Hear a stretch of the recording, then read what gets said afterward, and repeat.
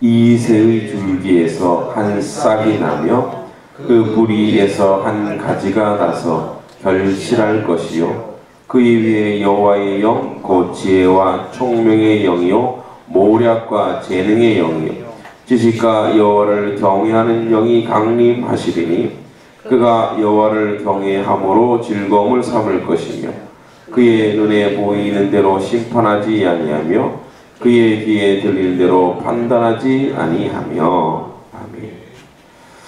예, 오늘부터 이제 어제는 11장 1절 9절 전체적인 것을 한번 살펴보았고 이제 차근히 세밀하게 한번 말씀을 나눠보겠습니다. 이제 1절과 9절은 이새의 혈통에서 태어난 메시아의 공의로운 통치를 통해서 평화로운 신세계의 도래를 예언하고 있습니다. 헉슬리라든지 유토피아 뭐 이런 새로운 신세계, 새로운 세계라는 글이 참 많이 나왔습니다. 특별히 유토피아라고 해서 토마스 모가 그 글을 썼을 때는 앞으로의 세계는 꿈의 세계일 것이다. 왜 꿈의 세계냐면 앞으로의 세계는 과학기술이 발전하여서 그 과학기술이 인간을 편리하게 할 것이다. 사실 따지고 보면 그런 과학기술이 인간을 아주 편하게 해주는 건 사실입니다. 그러나 거기에 관해서 디스토피아라고 있습니다. 유토피아의 반대. 그리고 이런 글도 만만치 않게 나옵니다. 인간이 노동의 종말, 그래서 노동에서 제거될 것이다. 노동은 기계가 다 하기 때문에 인간은 필요가 없게 되고 이제 취업하는 사람이 없게 되고 그리고 인간의 삶은 굉장히 피폐해질 것이다 라는 두 개의 이론이 오늘날에 또 실존하기도 하고 또 존재하기도 합니다. 사실 있는 사람들이야 돈으로 무엇을 못합니까? 그렇기 때문에 유토피아가 될 수 있지만 없는 사람들에게는 사실 디스토피아, 바로 절망과 아픔의 연속인 사회가 오늘날의 사회이죠.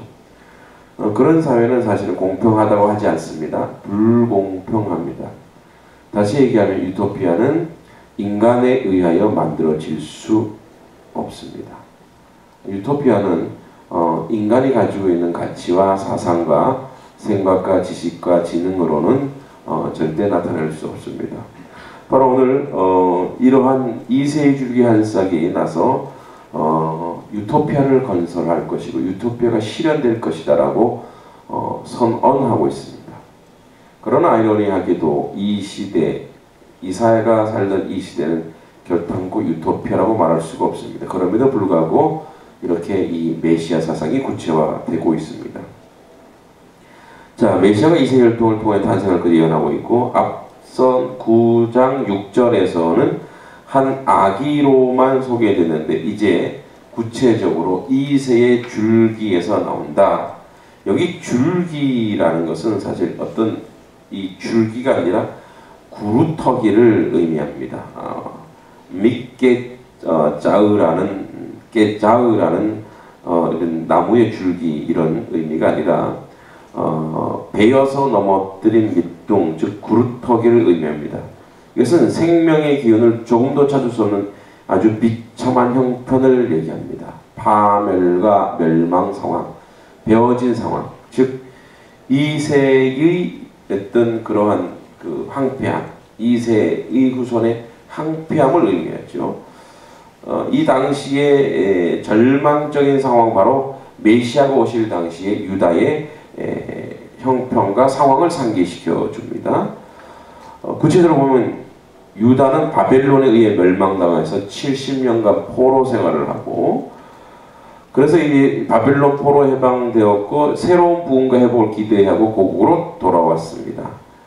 그러나 곧이어 부흥은커녕 헬라 제국, 로마 제국 등 여러 나라의 침공으로 극한 고통을 당했고 사회, 경제, 정치적 압박과 도덕적, 종교적 피폐함 속에 사로잡혀 있었던 것입니다.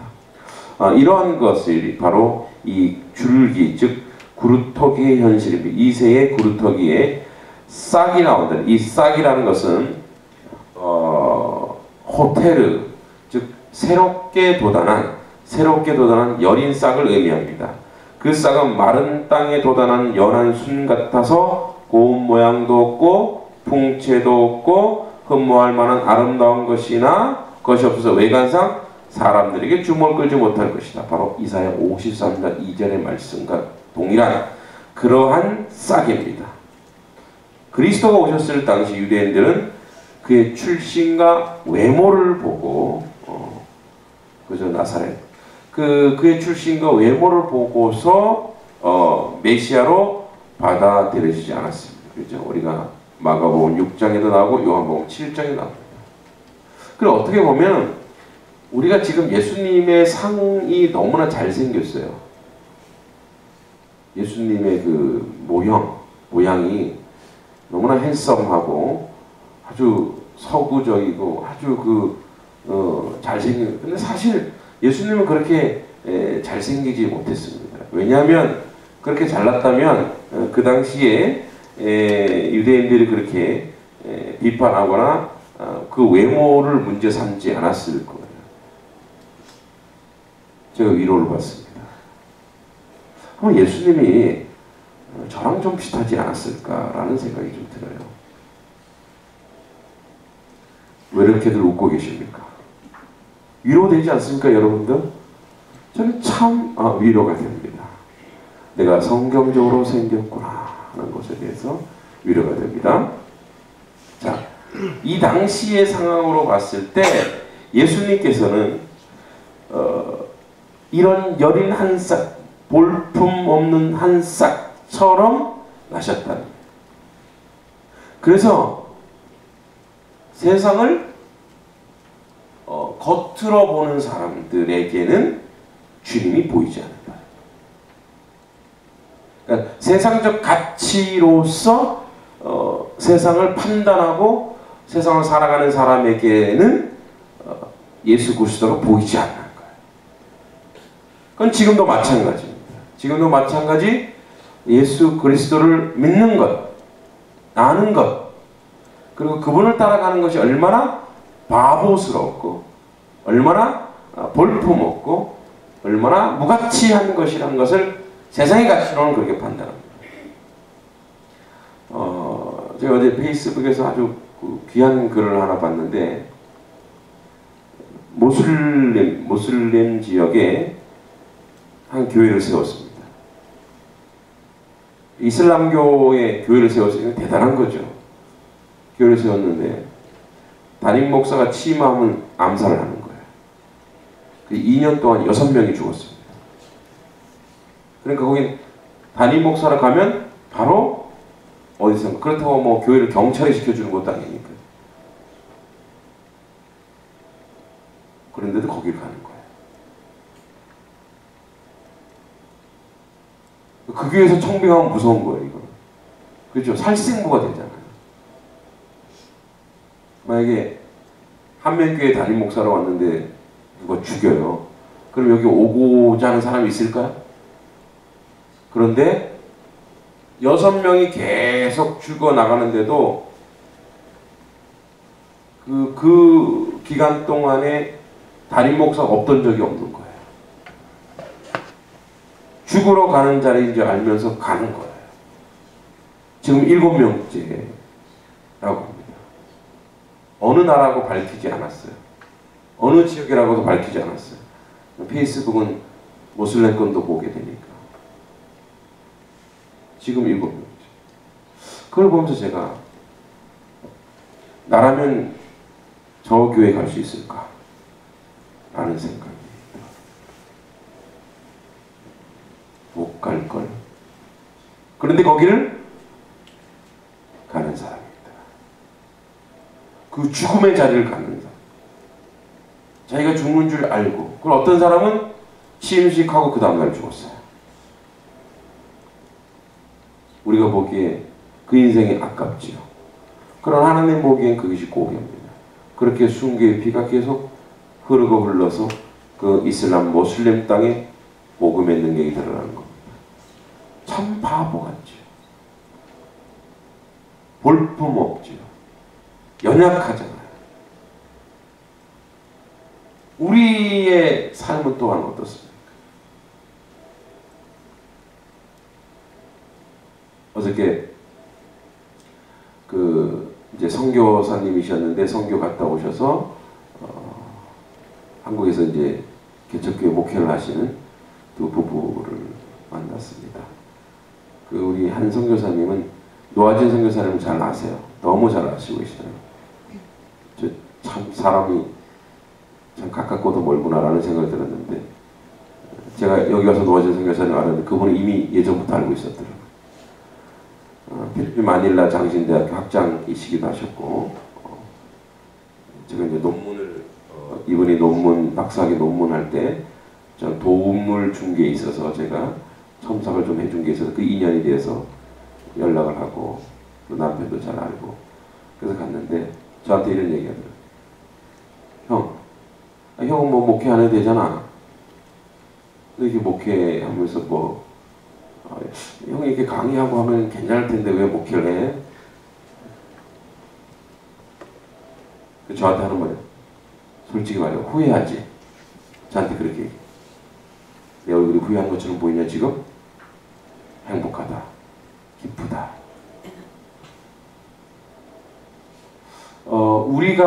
우리가 우리의 현실과 상황을 보다 어떨 때는 어때요? 초라해 보이는, 연약해 보이는. 근데 중요한 건 뭐냐? 이 연약하고 초라한 싹이 나서 그 뿔에서 가지가 나서 결실을 할 것이 어디겠어요? 자, 이 결실이라는 건 뭐냐면 이 세혈통에 반드시 메시아가 탄생되고 그 초라한 싹이 결실, 이프레, 파라라는 이프레라는 원형이 파라라는 뜻인데 열매를 맺다, 결실하다, 결실이 풍부하다, 자라다 라는 아주 복합적 의미를 지녔습니다. 즉 어린 싹에 돋아 크게 성장할 것이라는 의미이고, 더불어 열매를 풍성하게 맺는다는 의미가 이 안에 들어있습니다. 그리고 풍성한 열매를 맺어서 앞으로 이루어진다는 사실을 얘기합니다. 즉 한 아들을 주신 아기의 몸으로 이 땅에 오신 메시아가 장성해서 하나님의 그 사역을 능히 수행하고 그 열매가 무수히 많아서 어떤 일이 일어나느냐, 그 열매를 통하여 사람들이 와서 쉴 수 있을 만큼의 그런 열매를 맺는 아주 작은 것이. 그래서 우리가 이것이 예수님의 겨자씨 비유와 좀 비슷하죠. 겨자씨는 정말 보이지도 않는데, 여러분 겨자씨 제가 봤는데 좁쌀보다도 더 작아요. 정말 눈 나쁜 사람은 보이지도 못하는 거예요. 그 겨자씨가 비록 극히 작은 것이지만 아주 미미한 그 안에 뭐가 있냐? 생명력이 있다. 할렐루야. 우리 안에 바로 예수 그리스도의 생명력이 있기 때문에 세상의 사람들의 가치로 우리를 바라보면 보지 못하는 거예요. 그래서 그 안에 생명력이 있어서 그로 인해 자라게 하면 큰 나무가 되고 새들이 깃들이고 사람들에게 필요한 적절한 사용된 열매를 맺고 뜨거운 때볕 아래서 고생하는 사람들에게 쉼을 주고 그들을 제공하는 것입니다. 그리스도는 풍채나 외모는 사람들의 눈에 극히 초라했으나 그러나 생명으로 인해 구원과 복의 사역, 축복의 사역을 예루살렘과 유다와 사마리아 땅까지 풍성한 생명의 역사를 사도행전에서 볼 수 있습니다.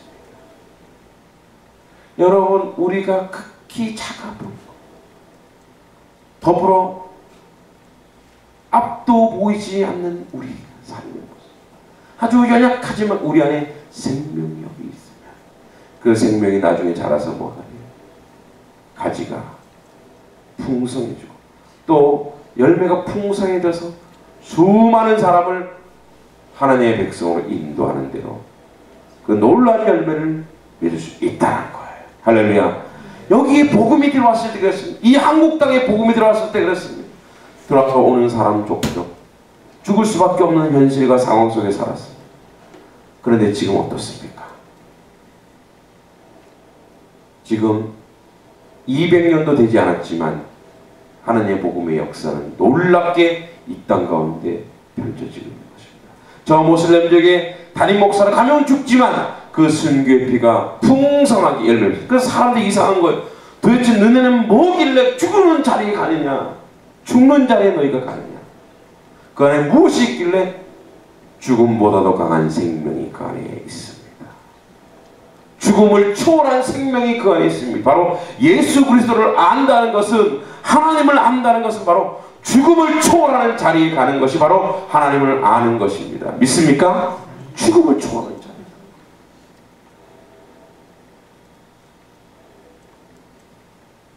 그래서 우리는 연약해 보이고 우리는 약해 보이지만 여호와는 우리의 중심을 보시고 우리를 세울 것이고 우리를 만들어갈 것을 믿습니다. 이제 여러분, 그의 위에 여호와의 영 곧 지혜와 총명의 영이요. 자, 여호와의 영을 세 묶음으로 2개씩 넣어놨습니다. 지혜와 총명의 영이요, 모략과 재능의 영이요, 지식과 여호와를 경외하는 영이 강림할 것이다. 자, 여기 보면 그 위에 여호와의 영, 루아흐입니다. 즉 여호와께서 불어넣으신 영. 창세기 2장 7절에 보면은 우리에게 생기를 불어넣었을 때 루아흐입니다. 여호와의 영이 우리에게 호흡을 의미할 때 사용합니다. 여호와의 영. 자, 이 여호와의 영은 뭐냐면 하나님의 구원의 사역을 위해서 예수 그리스도께 부어준 영. 그러니까 루아흐보다도 좀 더 높은 영. 그래서 이 여호와의 영이 강림한다는 것은 여호와의 신이, 하나님의 영이 예수 그리스도께 일평생 함께 한다는 것을 의미합니다.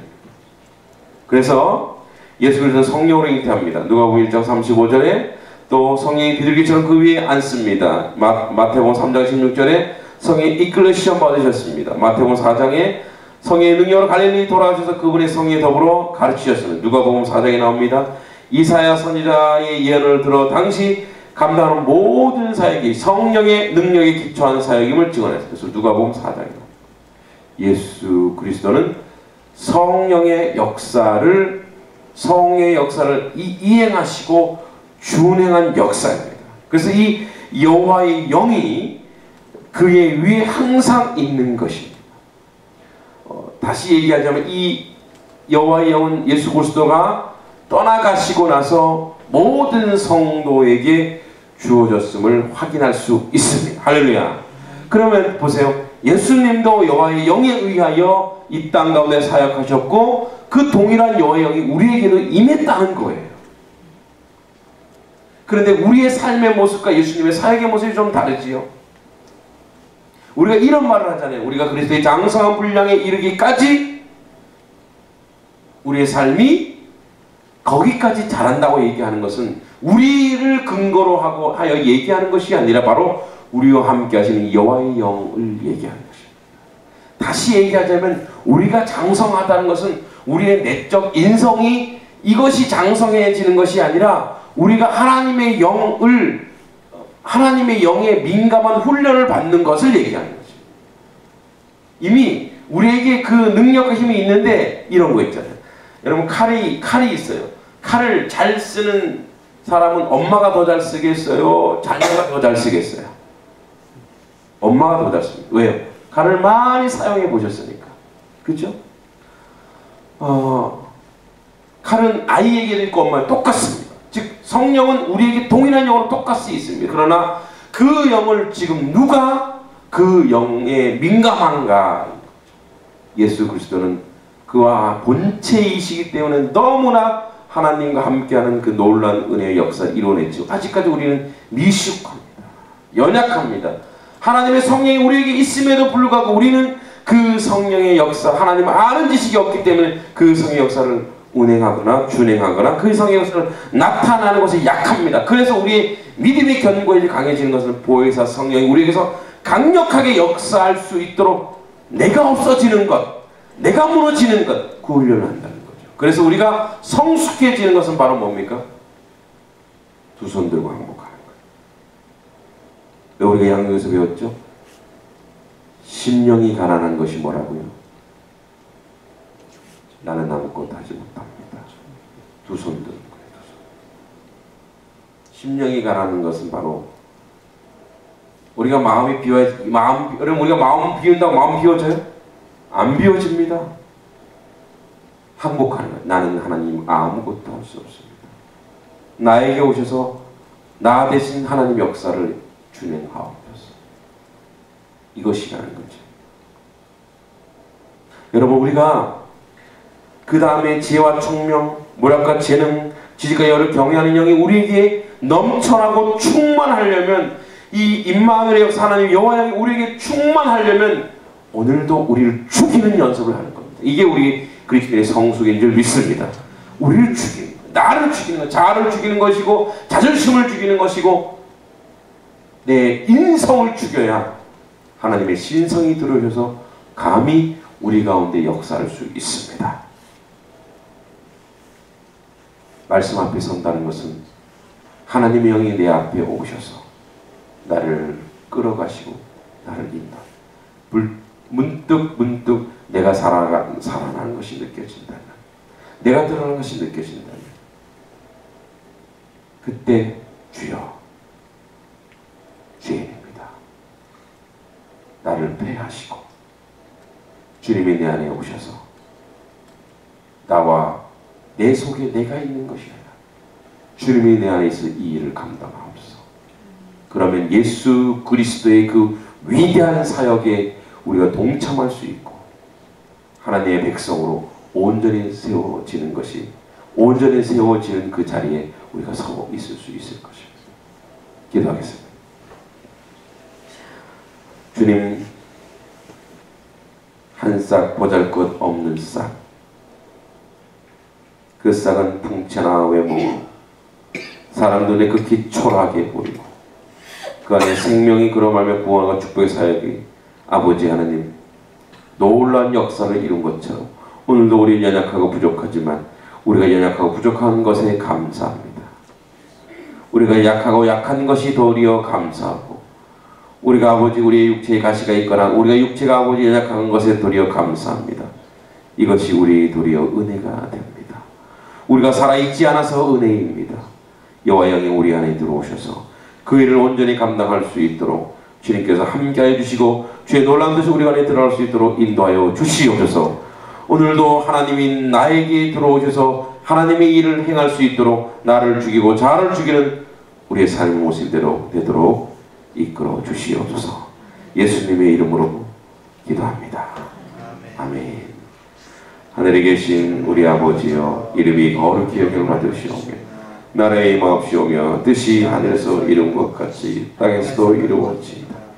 오늘날 우리에게 일용할 양식을 주옵시고 우리가 우리에게 죄 지은 자를 사하여 준 것 같이 우리의 죄를 사하여 주옵시고 우리를 시험에 들게 하지 마옵시고 다만 악에서 구하옵소서. 내게 나라와 권세와 영광이 아버지께 영원히 있사옵나이다. 아멘.